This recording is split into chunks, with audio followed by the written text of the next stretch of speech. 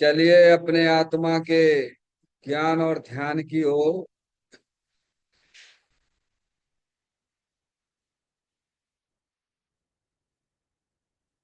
अपने चंचल मन को एवं चंचल उपयोग को स्थिर करने के लिए चिन्वाणी माता के माध्यम से अपनी वर्तमान ज्ञान की पर्याय में सम्यक भी ज्ञान उत्पन्न करते हुए शरीर शरीर से संबंधित जितने भी चेतन अचेतन पदार्थ हैं उनका मुझ भगवान आत्मा के साथ में किसी भी प्रकार का कोई संबंध नहीं है। इस प्रकार समस्त पर पदार्थों में अपने संबंध की वृत्ति को छोड़ते हुए अंदर में जो अखंड ज्ञान ज्योति स्वरूप भगवान आत्मा है उसमें ही वर्तमान पर्याय का संबंध जोड़ते हुए कि मेरा यह भगवान आत्मा सदा काल शरीर आदि पर पदार्थों से भिन्न एक मात्र शुद्ध अखंड ज्ञान ज्योति स्वरूप है।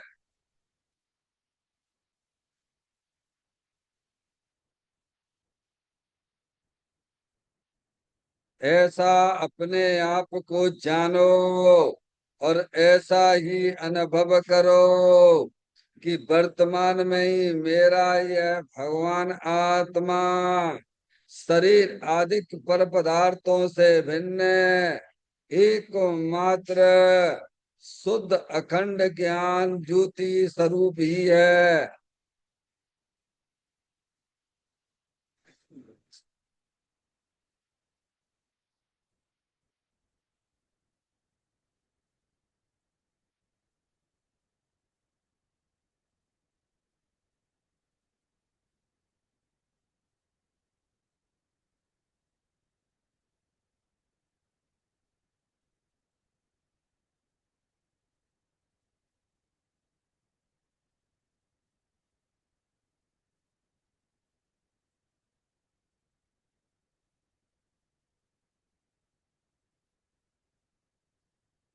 इसी प्रकार से संसार अवस्था में आत्मा की पर्याय में जो विविध प्रकार की पुण्य पाप के परिणाम दिखाई देते हैं वे समस्त परिणाम पर द्रव्यों की लक्ष्य से होने वाले भाव हैं।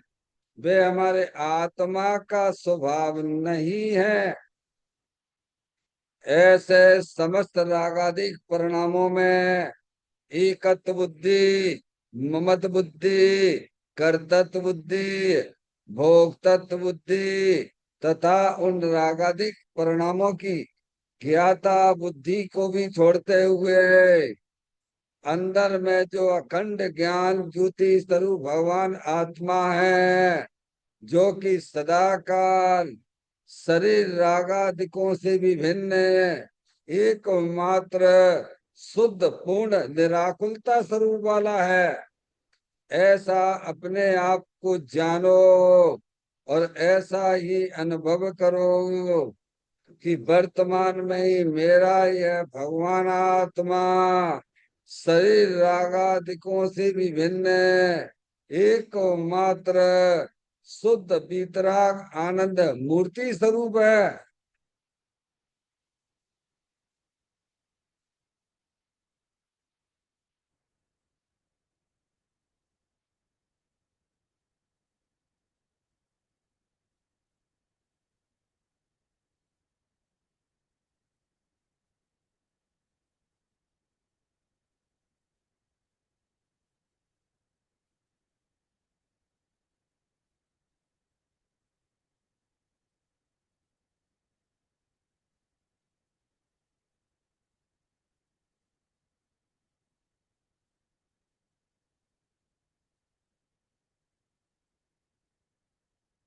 इसी प्रकार से संसार अवस्था में आत्मा के पर्याय में जो पर के लक्ष्य से होने वाला ज्ञान है, वह परलक्षी ज्ञान भी हमारे आत्मा का स्वभाव नहीं है।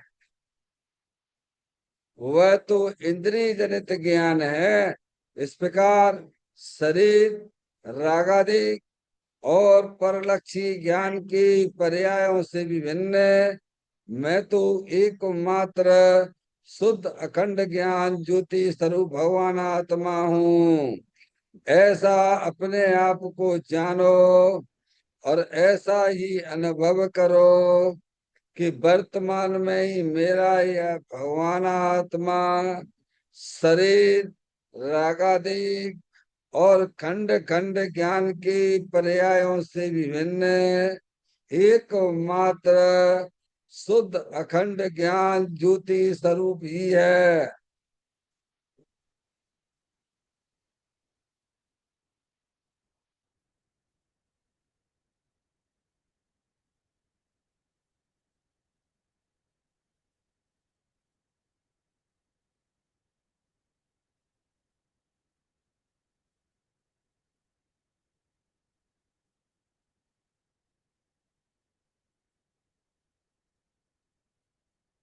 तरप कर्म, भाव कर्म, नो कर्म रहित शुद्धात्म स्वरूपो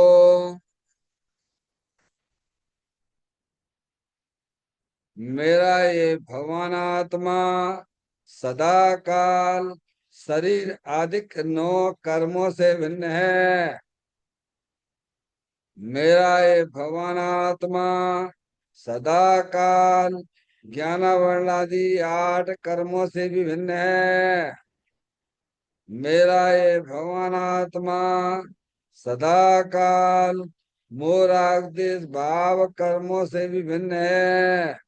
इस प्रकार द्रव कर्म, भाव कर्म, नो कर्म तीनों कर्मों से रहे मैं तो एकमात्र परम पवित्र शुद्धात्म स्वरूप हूँ। ऐसा अपने आप को जानो और ऐसा ही अनुभव करो कि वर्तमान में ही मेरा यह भगवान आत्मा तीनों प्रकार की कर्मों से रहे एकमात्र शुद्ध परम वीतराग आनंद मूर्ति स्वरूप है।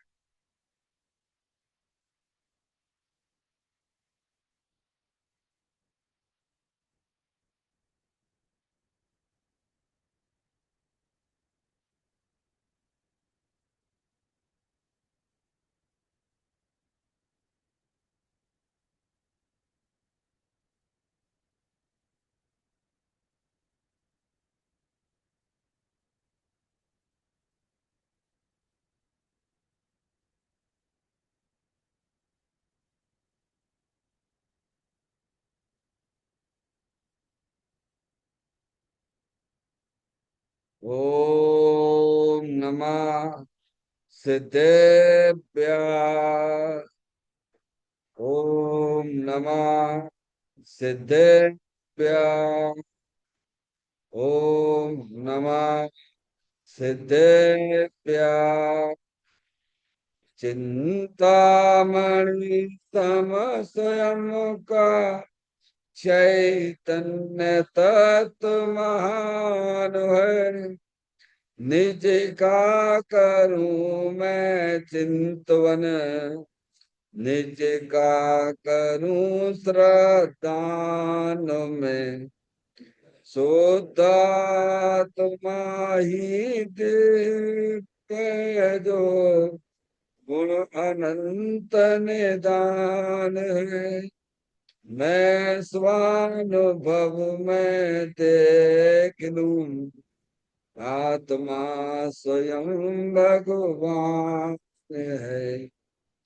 मैं स्वानुभव में देख लूं आत्मा स्वयं भगवान है।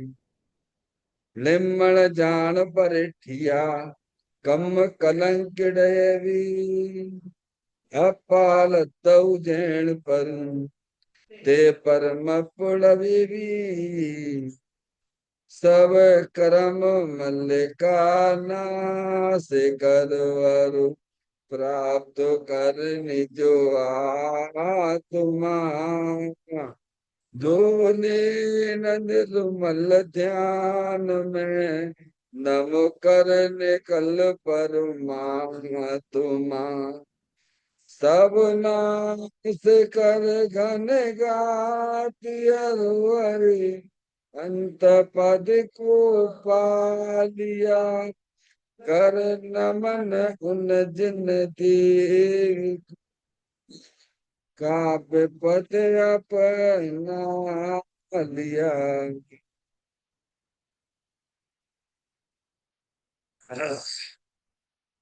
श्री योग सारजी नामक परम आध्यात्मिक ग्रंथ स्वाध्याय हेतु में विराजमान है।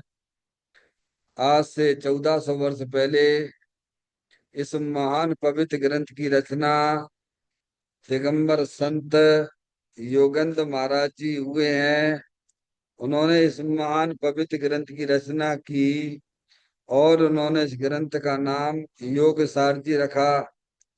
योग सारजी का सीधा सा अर्थ है मुक्ति के मार्ग में। योग का मतलब जोड़ होता है। किसका किसके साथ में जोड़ करना? तो अरिहंत परमात्मा कहते हैं कि अपनी वर्तमान सुत ज्ञान की पर्याय का अंदर में जो अपना त्रिकालिक ध्रुव भगवान आत्मा जो कि सदा काल द्रव्य कर्म भाव कर्म नो कर्म से रहित एकमात्र शुद्ध अखंड ज्ञान ज्योति स्वरूप है। ऐसे गायक प्रभु परमात्मा में अपनी वर्तमान शुद्ध ज्ञान की पर्याय का संबंध जोड़ने का नाम योग है, जिसे शास्त्रीय भाषा में सम्यक दर्शन सम्यक ज्ञान भी कहते हैं। और उस चैतन्य भगवान आत्मा में ही अपनी वर्तमान पर्याय को मग्न कराना, लीन करना, उसमें स्थिर करना, उसे सार कहते हैं, यानी सम्यक चारित्र कहते हैं। तो योग सार क्या हो गया? सम्यक दर्शन सम्यक ज्ञान सम्यक चारित्र रूपी निर्मल पर्याय पवित्र पर्याय मोक्ष मार्ग रूपी पर्याय, जिसे यहाँ योग सार कहते हैं। और इसे ही अरिहंत परमात्मा मोक्ष मार्ग कहते हैं और इसी का नाम धर्म है। देखिएगा योग सार ग्रंथ के माध्यम से हम और आप यहाँ पर 85 नंबर की गाथा का स्वाध्याय चल रहा है। इस गाथा का जो मूल विषय है आत्म अनुभव में सब गुण है। क्या? आत्म अनुभव का मतलब अपने आत्मा का अनुभव करना। अनुभव का मतलब आप अपने आप को आत्मा जानिए, अपने आप को आत्मा मानिए और निरंतर अपने आत्मा का आनंद लीजिए। इसका नाम है आत्म अनुभव। क्या? सब गुण प्रकट हो जाएंगे आपके। अपना भगवान आत्मा अनंत शक्तियों से भरा हुआ है, अनंत गुणों का गोडाउंस है। समझ गया भैया? ऐसे भगवान आत्मा की जो दृष्टि करते हैं, अनुभव करते हैं, जिनके आत्मा में जो अनंत गुण हैं वे सब पर्याय में व्यक्त हो जाते हैं, उन्हें गुण कहते हैं। क्या है? अनादिकाल से अज्ञानी जीवों की पर्याय में मोह राग देश रूप विभाव रूप परिणति प्रकट है। वह गुण नहीं है, वो अवगुण है। गुण तो सम्यक दर्शन ज्ञान चारित्र वाली निर्मल पर्याय है, वो गुण है। डॉक्टर साहब अंतर्मुख होके अपने आप को चैतन्य स्वरूपी भगवान आत्मा जानिए, मानिए और निरंतर अपने आत्मा का अनुभव आनंद लूटते रहना, इसका नाम आत्म अनुभव है। अनंत काल हो गया ये काम आपने हमने कभी किया नहीं है। अगर किया होता तो पंचम काल में हम जन्म नहीं लेते यहाँ पर। ये काम करना अरिहंत भगवान का ये उपदेश है, ये गाथा में ये सिखलाती है। इसको भगवान धर्म कहते हैं। क्या है? अपने चेतन भगवान आत्मा का अनुभव करना, चेतन रूप अपने आप को देखना। ये शरीर रागादिक, ये सब कर्म जनित अवस्थाएं हैं, ये सब क्षणभंगुर तत्व हैं। और इनके बीच में अगर कोई चीज स्थायी रूप से विद्यमान है, वो चेतन भगवान आत्मा है, वो आप हो। क्षण भंगुरता की दृष्टि छोड़िए, उन्हें अपना जानना मानना छोड़िए, और ये जो चेतनात्म वस्तु है जानने देखने वाली, शुद्ध अखंड ज्ञान ज्योति स्वरूप है, बस यही मैं हूं, ऐसा अनुभवन करना। मैं इसका नाम जैन दर्शन है। देखिए गाथा का पाठ करते हैं और फिर उसमें अपन पॉइंटों पर विचार करेंगे। जिन केवली ऐसा कहता सकल गुण जा आत्मा, बस इसीलिए ही योगी जन त्याते सदा ही या आत्मा। कौन कहता है? केवली भगवान कहते हैं, जिन्होंने अपनी आत्मा की पर्याय में अनंत दर्शन, अनंत ज्ञान, अनंत सुख, अनंत पीर जैसी परिपूर्ण निर्मल पर्याय प्रकट करी हैं। वे केवली परमात्मा हैं, वे अरियंत परमात्मा हैं, वे ही सच्चे भगवान हैं। वे हमें बताते हैं, क्या कहते हैं? तहाँ सकल गुण तहाँ जहाँ आत्मा कहाँ है। अरे आत्मा किसे कहते हैं? जानने देखने वाली चैतन्य आत्म वस्तु है, आत्मा है। वह कहाँ है? इस देह देवल के अंदर विराजमान है। ये कौन है जानने देखने वाली चैतन्य आत्म वस्तु? अरे से ही तो आत्मा कहते हैं भगवान, वह रूपी है। वो हमारे तुम्हारे इंद्रिय ज्ञान का विषय नहीं है। उसे तो माँ जनवाणी माता द्वारा उसका परिचय करो, ज्ञान की पर्याय में से निर्णय करो। वो जो आत्म वस्तु होती है, वो अपने अनंत गुण सहित विराजमान रहती है। जहाँ आत्मा होता है, चेतन आत्म वस्तु होती है, वहां उसके अनंत गुण सदा काल विराजमान है। क्या? कि तहाँ सकल गुण जहाँ आत्मा, आत्मा कहाँ है? अरे कौन है? शरीर के अंदर कोई है कि नहीं है? ये शरीर को कौन जानता है? ये राग हमेशा आकुलता वाले दुख रूपी पर्याय जो आश्रित तत्व है, इसे कौन जानता है? शरीर शरीर को जानता है क्या? राग राग को जानता है क्या? आश्रव तत्व आश्रव को जानता है क्या? इन दोनों को जानने वाला कौन है? वो आत्मा है। कौन है? और आप और हम सब कौन है? डॉक्टर साहब, पहचानो, अपनी चेतन आत्म वस्तु को पहचानिए आप। ये शरीर में नहीं हूँ, और ये निरंतर आश्रत तत्व परलक्षी भाव होता है, ये भी मैं नहीं हूँ।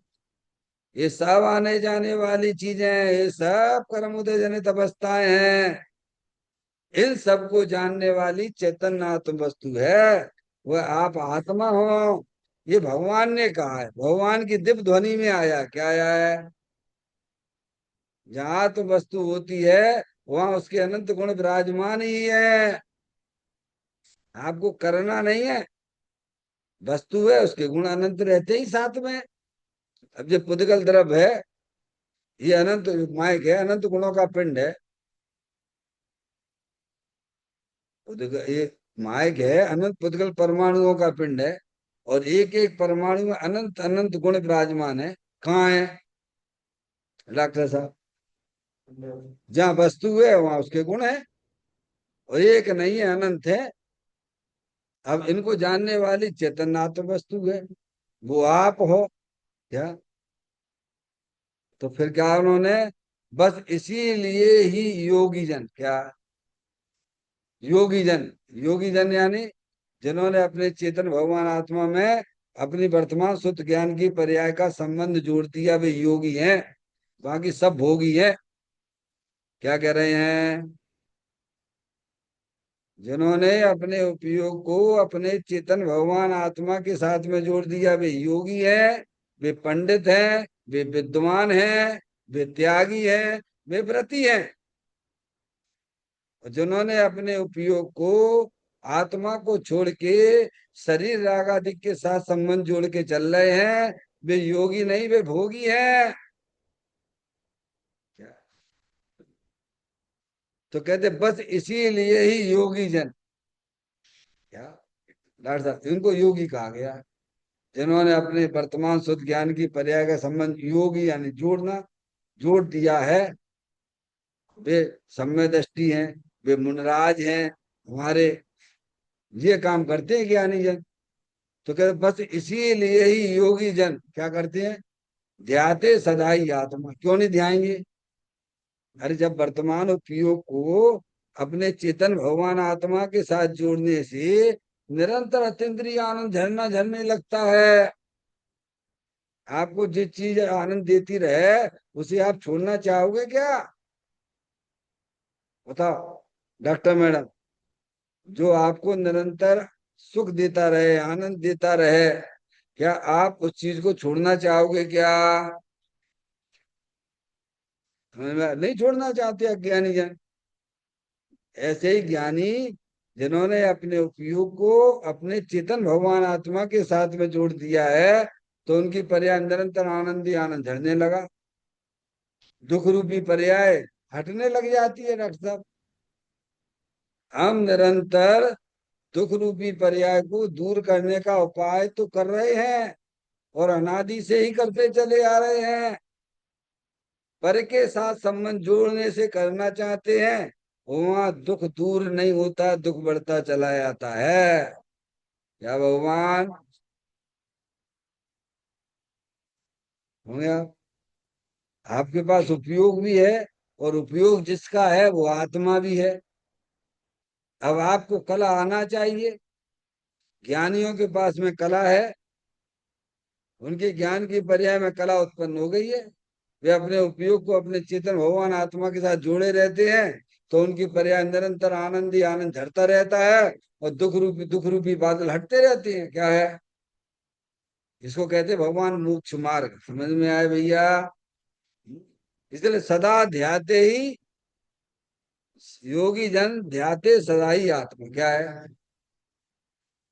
देखिए जैन दर्शन बहुत सुंदर बात है। ये बात सुनने को नहीं मिलती है, ये अनंत काल बाद ये बातें सुनने को मिली हमें आपको। मैं भैया, जिनका महान पुण्य का उदय होता है, उन्हें सच्ची सच्ची बातें सुनने को मिलती हैं। ये देखो अनंत अनंत जीव हैं, जैन जैन कुल में पैदा होने के बाद भी, जैन कुल मिलने के बाद भी भटक ही रहे हैं। समझते नहीं धर्म किसे क्या चीज है। हमने देखें आप ना, चर्चा पर 157 पे अपनी चर्चा चल रही है, इस पे देखें पेज नंबर 157।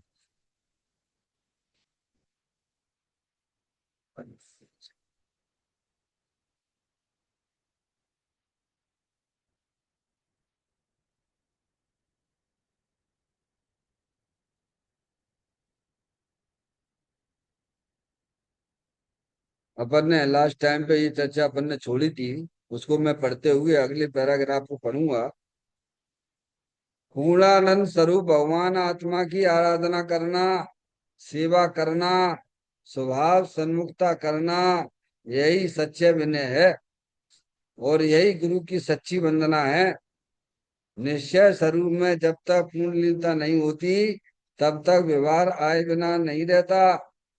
भक्ति स्तुति वंदना पूजा आदि के भाव आते हैं, परंतु उनकी मर्यादा पुण्य बंध जितनी है, वस्तु स्वरूप में ये भाव समा सकते नहीं। डॉक्टर साहब, ये चर्चा अपन ने लास्ट टाइम में पढ़ी थी। दोबारा रिवीजन करते हुए 2 मिनट में फिर अपन अगले पैराग्राफ पे आएंगे। पूर्णानंद स्वरूप भगवान आत्मा की आराधना करना, किसकी? जनवाणी माता जनेन्द्र परमात्मा की वाणी है। किसकी आराधना करना? अपना भगवान आत्मा पूर्णानंद स्वरूप है, वर्तमान में अपनी पूरी शक्तियां को लिए हुए बैठा हुआ है, अनंत गुणों को लिए हुआ है। क्यों? वस्तु होती है उसके गुण उसके हमेशा रहते हैं। भले हम और आपने अनंत काल से कहते हैं इधर उधर चार गतियों घूमते रहे, लेकिन अपनी शक्तियां पूरी की पूरी सुरक्षित हैं आज भी।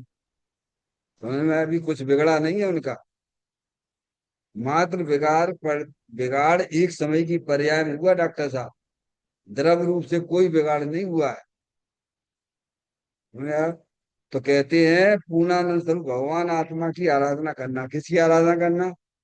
अंतर्मुख होके अपने चेतन भगवान आत्मा को निहारना, इसी का नाम आराधना है।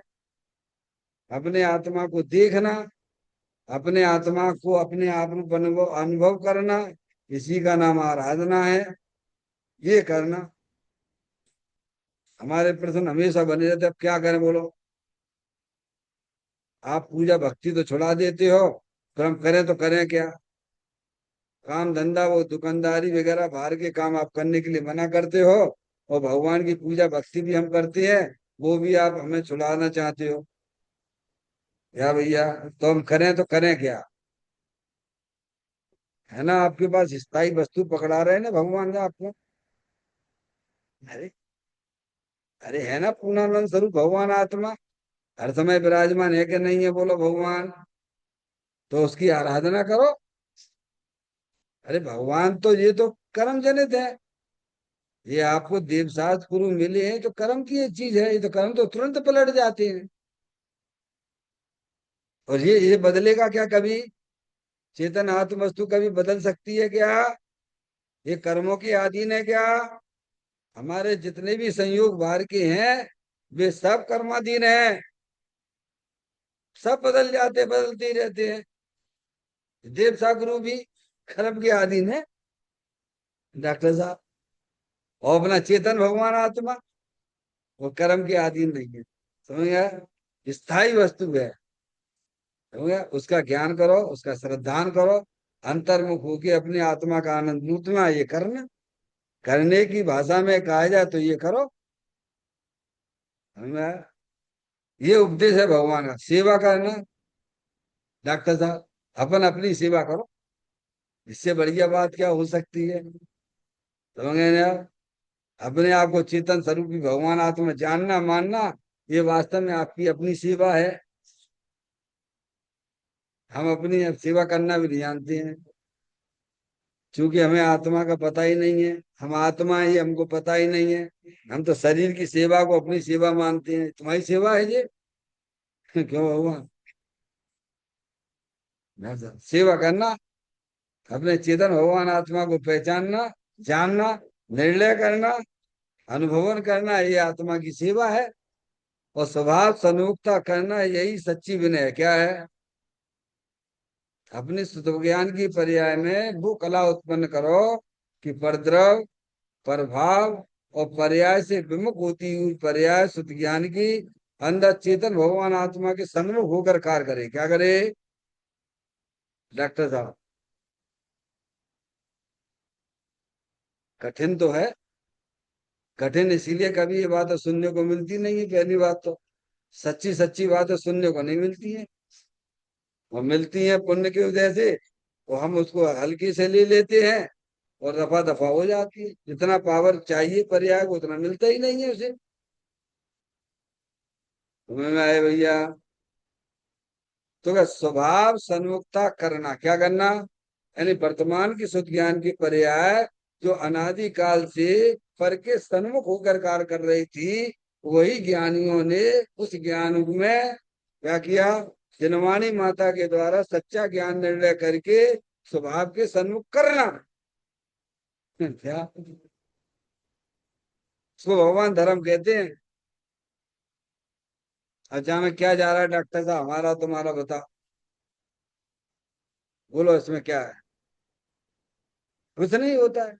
ना आपको दान देना, ना कुछ करना, कुछ नहीं सब। मगर वस्तु स्वरूप समझो। इसमें कुछ नहीं है, आराम से कर सकते हो आप। बोधि आपका भाव है, निश्चय दुर्लभ नाही, भव में प्राप्ति कठिन है, यह व्यवहार करना है। अपने आत्मा का ज्ञान करना, अनुभवन करना, ये कठिन नहीं है, सरल है भगवान। बोधि आपका, बोधि है सम्य दर्शन ज्ञान चारित्र, ये आपका स्वभाव है। समझ गए आप? तो सन्मुख करना। अब क्योंकि अनादि काल से जब पानी का भाव है ना, ये अनादि काल से, मतलब समझ ली पानी इधर सहज रूप से बहता है। ढलान से नीचे की तरफ आना तो सरल है, समझ रहे आप, ये तो सरल हो गया है। अब पानी का जो भाव जो नीचे है उसे ऊपर की तरफ ले जाना, या मतलब जहां से पानी आया है उस टैंक में ले जाना है डॉक्टर साहब, समझ रहे आप। अब ये कला है ज्ञानी के पास में, अंदर ज्ञान का भंडार पड़ा हुआ है, शुद्ध ज्ञान की पर्याय बहिर्मुखी होकर, बहिर्मुखी जितनी रहेगी पर के आधीन रह रहेगी, दुखी रहती है, दुखी रहती, दुखी रहती, संसार उसका बढ़ता चला जाता है। और वही शुद्ध ज्ञान की पर्याय समझदार हो जाए तो क्या है, परद्रव प्रभाव और पर्याय का भी लक्ष्य दृष्टि छोड़ के अंदर चेतन भगवान आत्मा का आश्रय ले लेती है। उसको बोलते हैं स्वयं सन्मुखता। स्वयं सन्मुख होने वाली पर्याय है, पर किसके सन्मुख हुई है, अपने द्रव्य स्वभाव के सन्मुख हुई है। समझ में आया भैया। करना तो पड़ेगा डॉक्टर साहब, चाहे आज करो ये काम, चाहे आप कल करो, चाहे अनंत काल बाद करो, और करना हमें आपको ही पड़ेगा। आपके घर के काम आपको करना होंगे, और हमारे घर के काम हमें करना होंगे। समझ में आया भैया। अब समझदार ये है कि अपन समय रहते ये काम कर लेंगे तो अच्छी बात है, और नहीं तो फिर भाई साहब फिर त्रियंच गति तो सामने पड़ी हुई है, कीड़े मकोड़े होना निश्चित है। भगवान से न पूछिए, भगवान का ही संदेश आया है ये, क्या जहां से आए थे वहीं जाना पड़ेगा। मौका मिला है,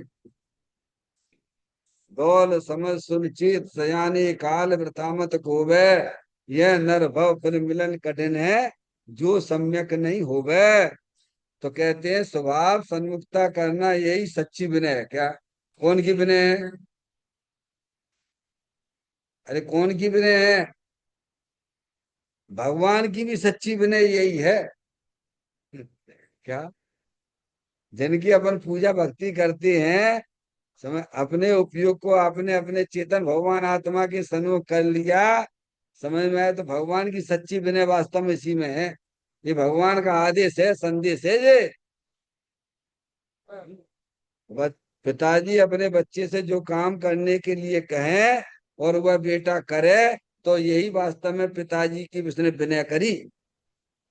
समझ में आया भैया। और पिताजी अपने पुत्र से कहें और वो ना करे, तो वो वास्तव में उनका पुत्र नहीं है वो। हमारे वीतरागी देव, वीतरागी संत हमें ये करने के लिए कहते हैं, ये उनकी सच्ची विनय है। माँ जनवाणी माता के प्रति सच्ची विनय जब कहलाती है, समझ, इसमें आत्मा की विनय तो है ही है, अनंत सिद्ध परमात्माओं की विनय हो जाती है। और बैरमुख रहे, अपने आत्मा के सन्मुख अपनी पर्याय को नहीं किया आपने, खूब भगवान की पूजा करो, भक्ति करो, शीर्ष आसन पे खड़े हो जाओ, दुनिया तुम्हें धर्मात्मा कहने लग जाए, 1% 0.001% भगवान की विनय नहीं करते हो। क्योंकि भगवान की विनय तो अपने आत्मा के सन्मुख अपने पर्याय को करने से ही होती है। ध्यान रखिएगा, वो ही जिनेंद्र परमात्मा का सच्चा भक्त है वो। तो उन्होंने ये भी बताया, स्वभाव सन्मुखता करना यही सच्ची विनय है। तो वो हम जो करते हैं, अज्ञानी लोग जो करते हैं, वो विनय नहीं है, वो सच्ची विनय नहीं है। डॉक्टर साहब, उसे जो तुम्हें कहना हो सो तुम कहो। सच्ची विनय तो ये है, क्या है, अपनी पर्याय को अपने द्रव्य के सन्मुख करना ही सच्ची विनय है। और यही गुरु की सच्ची वंदना है डॉक्टर मैडम, यही वंदना है। देखो, ये आप हर समय हर जगह कर सकते हो आप, क्योंकि हर जगह आप आत्मा रहते हो, हर जगह आपकी पर्याय भी रहती है। आत्मा है तो उसकी पर्याय भी रहती है। समझ गए, करना कठिन नहीं है। प्रारंभ में जरूर आपको थोड़ा लग सकता है, समझ में आया भैया, लेकिन आपको उसमें भी कसाई की मंदता रहेगी, तो उसमें भी आपको निराकुलता रहेगी।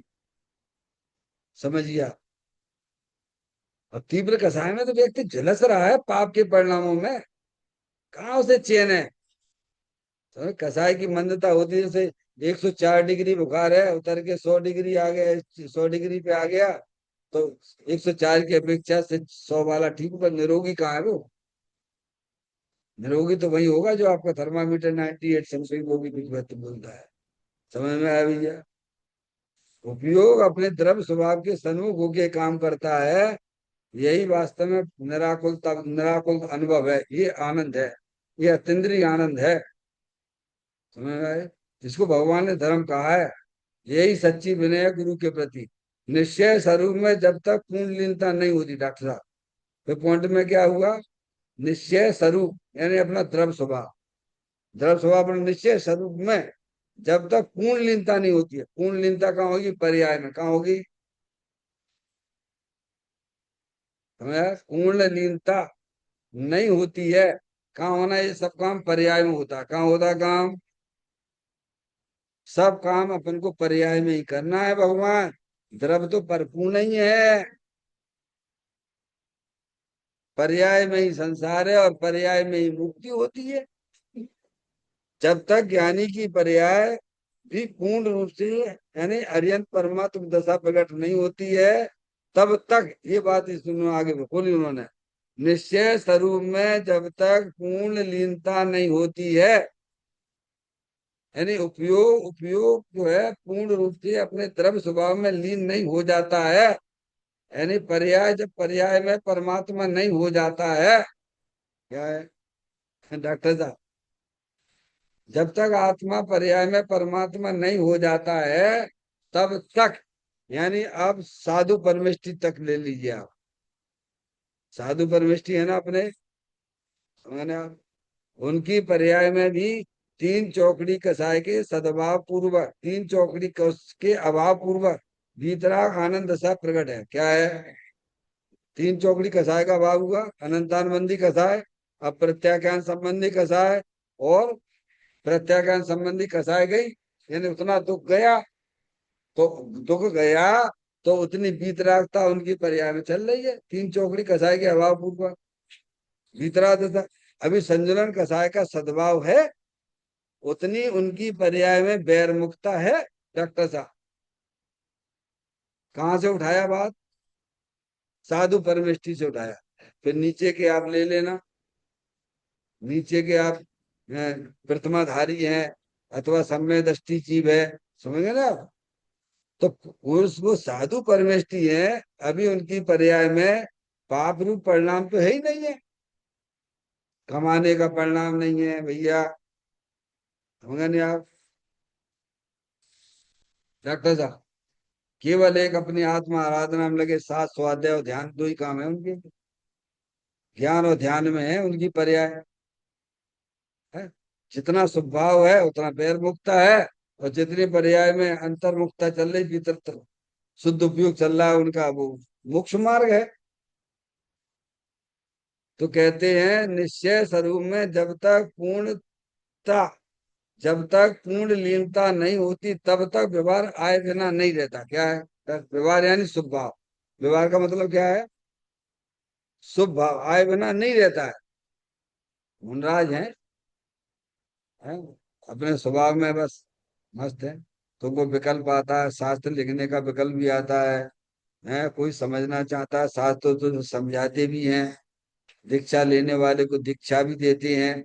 ऐसे स्वभाव उनकी परिणति में आते, कब तक आते हैं, ये उनका काम नहीं है। उनका उपदेश देना मुनराज का काम नहीं है, दीक्षा आचार्यों को दीक्षा देना हुए उनका काम नहीं है भगवान। तो क्या काम है डॉक्टर साहब, निरंतर अपने आत्मा में रहना, ये उनका काम है। क्या काम है मुनराजों का, निरंतर क्या काम है, उपदेश देना मुनराजों का काम नहीं। समझ में आ गई भैया, दीक्षा देना मुनराज का काम नहीं, निरंतर अपने चेतन भगवान आत्मा में आनंद में रहना ये उनका काम है। लेकिन ये आए बिना रहता नहीं है। क्या भगवान भूमिका के अनुसार सम्य दृष्टि जीव हो, उसको भी शुभ अशुभ भाव रहते हैं उसकी भूमिका के अनुसार। देशव्रती हो, उसको भी शुभ अशुभ भाव रहते हैं, त्रिवीत रागता भी है। मुनराज है, अशुभ भाव का तो अस्तित्व नहीं है, शुभ भाव उनकी भूमिका के अनुसार रहते हैं, उसे जानते हैं। क्या जानते हैं? ये अपनी कमजोरी है, हम पूर्ण रूप से अपनी आत्मा में नहीं रह पा रहे, ये हमारी कमजोरी है। तो कमजोरी को कमजोरी समझते हैं डॉक्टर साहब। और जब तक आप दोष को दोष नहीं समझोगे तो फिर पर्याय में पूर्ण निर्दोष दशा कैसे आएगी? और इसने भी संतुष्ट होया तो मिथ्या है, महापाप है। समझ गए आप भगवान? तो कहते हैं निश्चय स्वरूप में जब तक पूर्ण लीनता नहीं होती तब तक वह आए बिना नहीं रहता। क्या है? समय दृष्टि जीव है। तीन चौकड़ी कसाय का सद्भाव चल रहा है और एक चौकड़ी कसाय का अभाव चलता है। डॉक्टर साहब बीतराग दशा तुमने संबंध जोड़ लिया ना, इतनी अंतर्मुखता है। अब बहिर्मुखता है तो कम घर गृहस्थी में रहता है, कमाने का भाव भी होता है, खिलाता भी है सब, स्त्री है, पुत्र है, सब कोई है घर में। और लड़ाई झगड़े हो तो लड़ाई झगड़े के पाप ऐसे परिणाम भी होते हैं, समय दृष्टि को होते हैं। देख लो हमारे जितने उदाहरण देख लीजिए आप, आदिनाथ भगवान का ही देख लीजिए आप। 84 लाख पूर्व की उनकी शरीर की आयु थी। 83 लाख पूर्व में कैसे वो राजपाट में बैठे हुए नीलांजना का नृत्य भी देख रहे थे। भरत बाहुबली है, बेकार समय अपने भाइयों से लड़ाई झगड़ा भी करे, सब छाया समय दृष्टि थे। डॉक्टर साहब उप समय वाले नहीं, ये छाया समय दृष्टि की बात है ये। समझ में आया? तो सम्य दृष्टि जीव है, जितना अपने भगवान आत्मा के साथ संबंध जोड़ा हुआ है पर्याय ने, उतनी वीतराग दशा आनंद दशा चलती है। और जितना कसाय का सद्भाव पर्याय में है उतना उनको कैसे दुख भी है, आकुलता भी है, कर्म का बंध भी होता है। लेकिन वे दोष को दोष समझते हैं। क्या समझते हैं? ये मेरा काम नहीं है, मेरा काम तो निरंतर अपने चेतन भगवान आत्मा का आनंद लूटना है। समझ में आया भैया? ऐसी पर्याय में सच्चा ज्ञान और विवेक वर्तता है ज्ञानियों को। हम दोष को ही गुण समझ लेंगे तो क्या होगा डॉक्टर मैडम? तो तुम अंदर जा ही नहीं पाओगे फिर। अब तुमने अगर स्वभाव को ही अपना गुण समझ लिया है तो क्या जरूरत है फिर अंदर जाने की? समझ में आया? इसीलिए ज्ञानी उस स्वभाव को भी दोष समझते हैं। ये बहिर्मुख दशा है, ये संसार का कारण है। मेरा काम तो बस चेतन भगवान आत्मा में आनंद लिखते रहना है। तो कहते हैं निश्चय स्वरूप में जब तक पूर्ण लीनता नहीं होती तब तक व्यवहार यानी स्वभाव आए बिना नहीं रहता। समझ में आया? भक्ति स्तुति वंदना पूजा आदि के भाव आते हैं कौन कौन? ज्ञानी को। इसको जिसने अपने उपयोग को अपने चेतन भगवान आत्मा के साथ संबंध जोड़ दिया है, ऐसे समय दृष्टि से लेके मुनराज तक। समझ में आया भैया? सबकी अपनी भूमिका के अनुसार।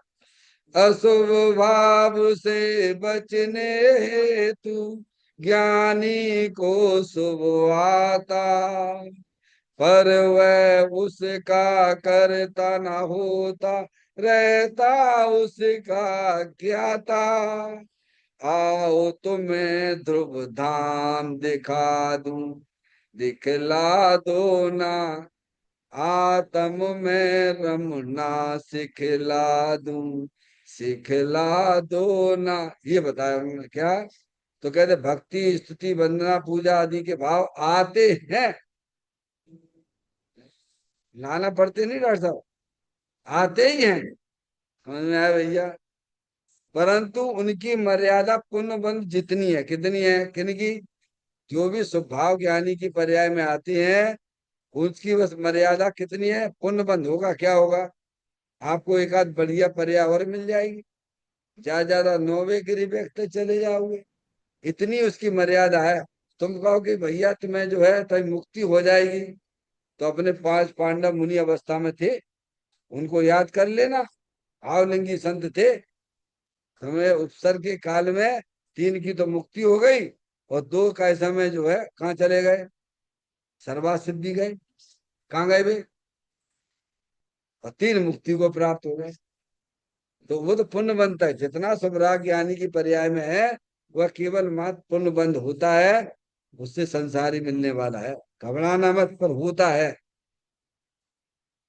फिर कहते हैं वस्तु स्वरूप में ये भाव समा सकते नहीं। कौन से भाव वस्तु स्वरूप में नहीं? शुभ भाव। कौन से? चाहे वह कर्म का बंधन हो, पुण्य प्रकृतियां हो, अथवा वह शुभ राग, जिस वस्तु स्वरूप में ये भाव समा सकते नहीं है। क्योंकि वस्तु वितराग आनंद स्वरूप है। आत्म वस्तु वितराग आनंद स्वरूप है, और शुभ भाव में ऊपर ही ऊपर है। वे उसके अंदर प्रवेश नहीं करते हैं। क्या डॉक्टर साहब? जितने भी शुभ अशुभ भाव हैं, वे अपनी आत्म वस्तु से ऊपर ही ऊपर है। वे अंदर में प्रवेश नहीं करते हैं भगवान। तुम उन्हें अपना जानना मानना छोड़ो, शरीर को अपना जानना मानना छोड़ो। रागादिक परिणतियां शुभ अशुभ भाव है, वे ऊपर ही ऊपर है। आप बोलते कि नहीं, हूँ स्वतंत्र निश्चल निष्काम, ज्ञाता दृष्टा आत्म राम। मैं वह हूँ जो है भगवान, जो मैं हूँ वह है भगवान। अंतर यही ऊपरी जान, वे विराग या राग विधान। क्या है? शुभाशुभ भाव जो है, वे हमारे तुम्हारे आत्मा के अंदर प्रवेश नहीं करते भगवान। ऐसा अपना भगवान वीतराग विज्ञान घन स्वरूप है, अगर समा सकते नहीं है। कहती है वस्तु स्वरूप में ये भाव समा सकते नहीं है। इस प्रकार से आज अपन पुरानी चर्चा को ही अपन आगे ले पाए हैं। कल अपन इसके आगे की चर्चा में आगे बढ़ेंगे। चैतन्य का स्मरण प्रति क्षण करो रे, भावी के अनंत दुखी को पल में हरो रे। अक्षय अनंत निज सुख निदान पाओ, गाओ परे नित इसी के गीत गाओ। गाओ रे नित इसी के गीत गाओ। 9 बार नमोकार मंत्र का स्मरण।